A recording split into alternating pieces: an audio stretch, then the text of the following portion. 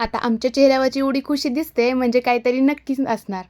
तर आज आमचा नवीन टी-शर्ट आणि नवीन चप्पल आलेला, त्यामुळे मग आम्ही एवढे खुश होतो.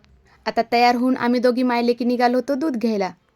आता इकडं दूध कोणी घरी आम्हाला आणून देत नाही. आम्हाला जसं गावाकडे आपण दुधाला जातो तसं इथं पण आम्ही त्यांच्या घरी जाऊन दूध घेऊन येतो. आता आमची पिहू पर्स अडकवल्यासारखं किटली अडकून दुधाला निघाली होती. आम्ही बेंगलोरमध्ये सिटीमध्ये राहत नाही, बाहेर आउटसाईडला राहतो. म्हणजे एक छोटंसं गाव असल्यासारखंच आहे हे. म्हणून आम्हाला बेंगलोरमध्ये राहूनही आपल्या गावाकडच्यासारखं फील येतो. आता पिहूला बघून मला असं वाटायला लागले की हे थोड्या दिवसांनी हिला मम्मीची गरजच नाही, एकटी येऊ शकते. आता इथं आलं की आमचं दररोज वासरासोबत खेळणं चालू असतं.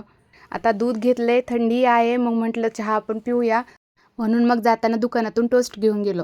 आता दादा खाली खेळत होता, मग म्हणत होती त्याला की चल आपण वरती खाऊया.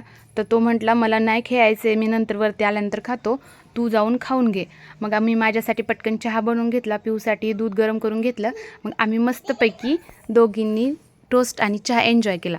आता दादा वरती आला की मग त्याच्यासाठी आम्ही दुसरं दूध गरम करून देणार. तोपर्यंत आम्ही दोघे खाऊन घेतलं. चला तर मग भेटूया नेक्स्ट व्हिडिओमध्ये. तोपर्यंत बाय बाय.